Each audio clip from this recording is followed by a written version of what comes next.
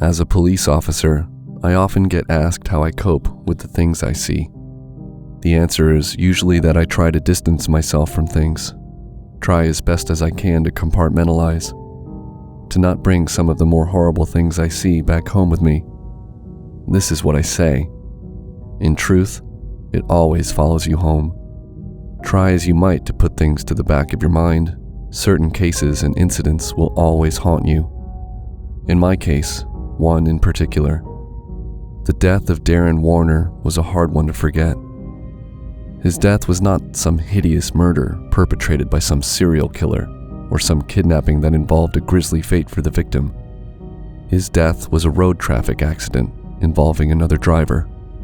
He had slowed at the traffic lights to allow the cars going across the junction to pass when one car, driven by a teacher named Moss, mounted the curb, veered off its path, and ran at full speed into Darren. Darren wasn't killed instantly, but died of his injuries before he could be taken to a hospital. Of course, it was an outright tragedy. I'm not in any way denying that it was, but it was not a particularly unusual tragedy.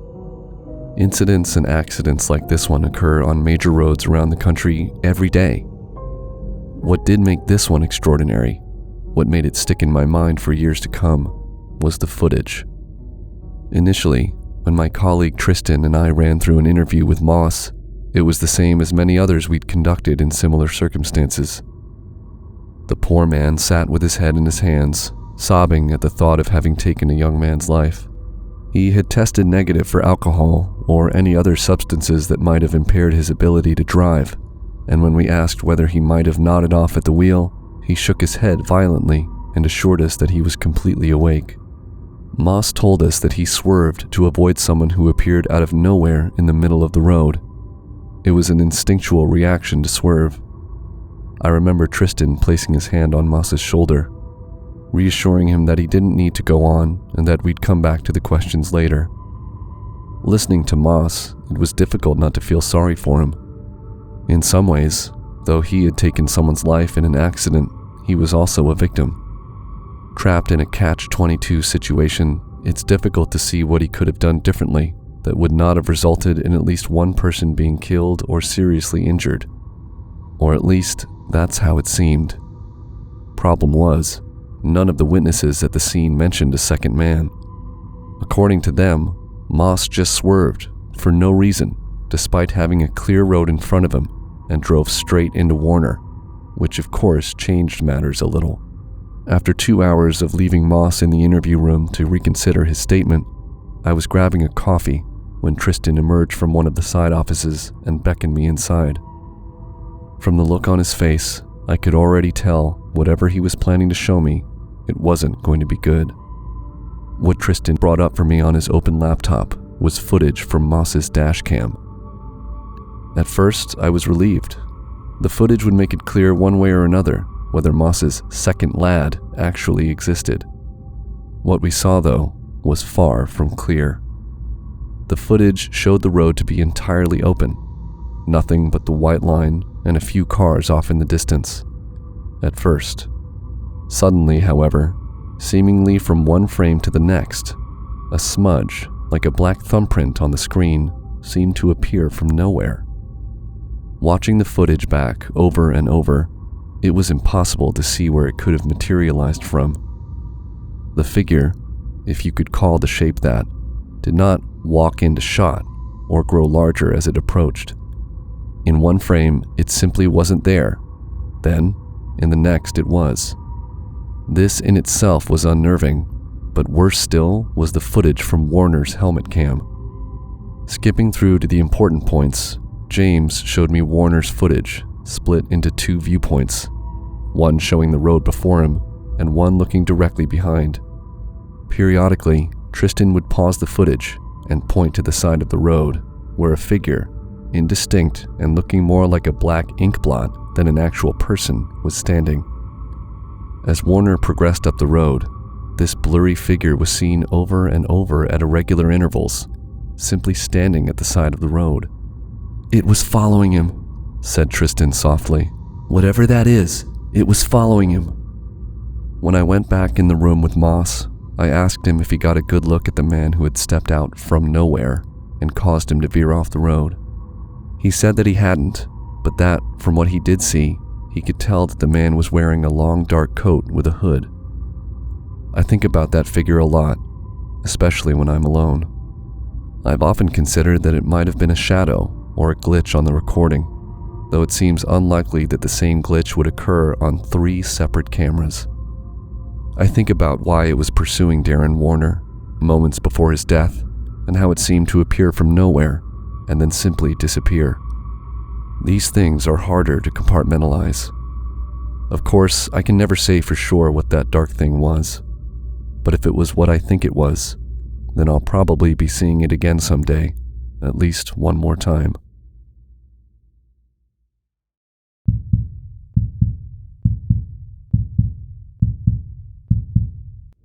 I'm a female high school student, and sometimes when I'm not too busy with school, I babysit for a few of my parents' friends. I don't charge that much, but I've always liked the feeling of earning my own money. Plus, other than heating up dinner and putting the kids to bed, babysitting usually involves me lounging around watching trash TV. Who doesn't want to be paid for that? But recently, something happened that's made me apprehensive to continue with my babysitting gig. I'm scared of what happened and of everything else that could have happened that night. Spring was beginning to morph into summer, which is usually my busiest time, and I was babysitting the Murphy kids. They were among my favorite families to babysit for, as their kids were quiet and independent and pretty much left me with a ton of free time for myself. It was around 9 p.m., which means that I had already tucked them in and left them to drift off into sleep. I was reading a book in the living room when suddenly there was a knock on the door. I thought this was weird, as I wasn't expecting anyone, and the Murphys definitely had their own keys. Nevertheless, I made my way to the front door and looked through the peephole. To my surprise, it was a pizza delivery person. I hadn't ordered a pizza, so I opened the door to tell him that he must have the wrong address. "Are you sure? I was told this was the address." I insisted that I had not ordered anything, wished him luck, and shut the door. Not even 5 minutes had passed before there was another knock on the door. It was the same pizza delivery guy, still with his pizza box in hand. I cracked the door open and asked him what he wanted. "I confirmed the address with the store, and this pizza is definitely supposed to be delivered to this address." I replied that I hadn't ordered it. He said, "Okay, maybe your parents ordered it, or your boyfriend?" I rolled my eyes at the second part, hoping this random dude wasn't hoping to use this misunderstanding as an opportunity to hit on me. "I'm just saying, you should check. Seriously, miss, I could lose my job if I don't deliver these orders on time." At this point, he was really getting on my nerves, not because there was a mistake, but because he kept insisting that this was the right address, and acting like he would know better than me whether or not I had ordered a damn pizza. So, with a tone that I'm sure came across as annoyed, I told him that no one else was around to order anything either, and it was just me babysitting for the evening. Then I told him not to knock again and shut the door. I even stood on the other side of the door for a couple of minutes, just in case he knocked again. He didn't, so off I went back to the living room, picked up my book, and kept reading. But the encounter had left me feeling insecure and endangered somehow. I kept looking behind my shoulder, down the hallway at the front door, as if I were waiting for the pizza guy to return and become even more insistent that his probably cold pizza was mine. I saw the headlights of the Murphys' car shining through the window and felt a wave of relief. But it wasn't over. As I made my way to the door, wanting to greet the parents and go home as soon as possible, I heard what happened. I heard the car door open and close, fast and loud. I heard Mr. Murphy's voice, which was usually kind and calm, shout at someone I couldn't see or hear. He shouted, "Hey, who the hell are you?" Then another set of footsteps attempted to run away, and as I ran to the door, I saw Mr. Murphy run after them. I made it just in time to see him catch the pizza delivery guy by the back of his jacket and yank him so hard that he fell to the floor. The police were called and 2 officers showed up in minutes. They took the pizza delivery guy away, who, it turns out, did not work for a pizza place at all. In his possession, they found lock-picking tools, a crowbar, duct tape, zip ties, and a pizza box that had never had pizza in it at all.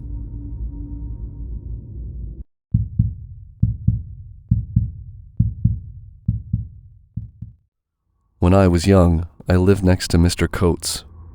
He was an odd little man that seemed to know more cats than he did people. He was short, old, and a bit frail. But most curious of all, he never seemed to close his curtains at night. So, every now and again, my siblings and I played our usual game, where we would watch Mr. Coates and his cats through his windows. We never really spoke to him, of course, so we didn't know the names of his pets, but we came up with our own. Our favorite cats of his were Minky, the black and white spotted cat with a snub tail, and Tyson, the small-framed ginger cat. "I've seen him outside our house, standing dead still like a scarecrow," my brother said to me. I argued that he was lying. My sister agreed with me, saying that he never leaves the house. "Why do you think he leaves his curtains open?" Tom asked.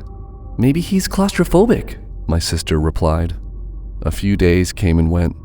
Nothing out of the ordinary came out from next door, except for one of his many cats that wouldn't stop screaming. It was so loud it managed to penetrate through to our house, which is rather hard considering his house is sealed.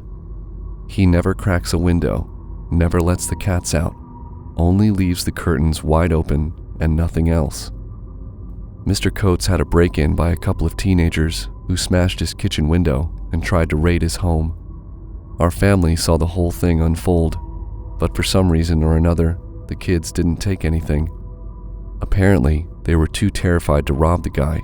At least that's what my sister tells us. On Tuesday night, I was home alone. My parents decided to take a trip to Grandpa's house for the evening. My siblings, Tom and Sam, went with them, while I stayed at home with a sniffling nose and a cough, which felt like I had swallowed broken glass. I didn't mind being sick when I was a kid, as long as it was during the weekdays, when I knew I could pull a sickie and stay at home and play PlayStation. Mr. Coates' curtains were wide open for the street to see, as they always were. However, on this night, the lights were oddly off. I wasn't sure if he had simply gone to bed early or if he was out, though I have never once seen him leave his property. I watched over his house for a little while, but there was never any sign of the black and white cat, Minky. Calling it quits for the night, I stood up and walked to my bedroom window to shut my curtains. And that's when my heart sank. For the first time in years, Mr. Coates had left his property. He stood unblinking at the end of our driveway, his pale and sickly complexion looking ghoulish under the moonlight.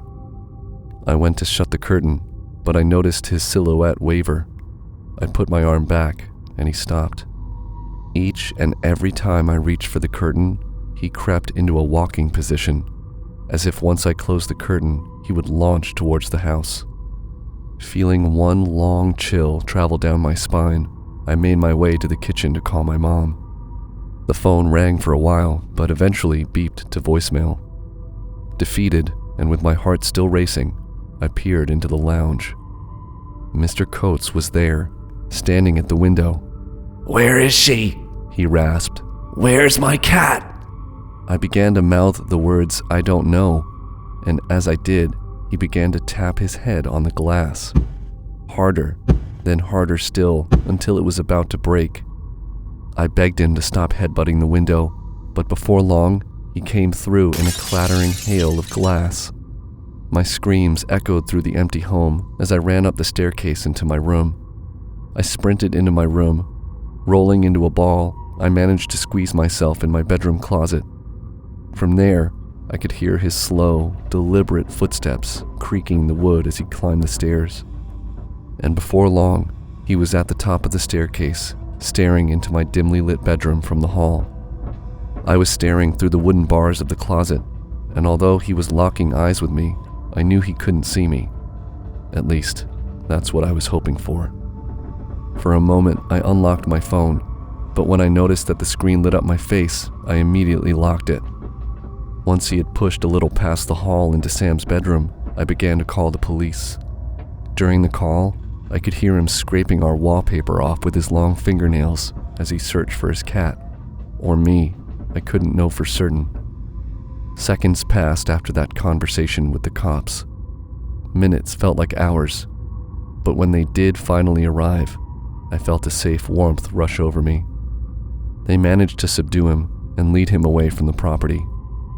I'm not sure of the whole story exactly, but from what I could gather, Mr. Coates has late-stage dementia.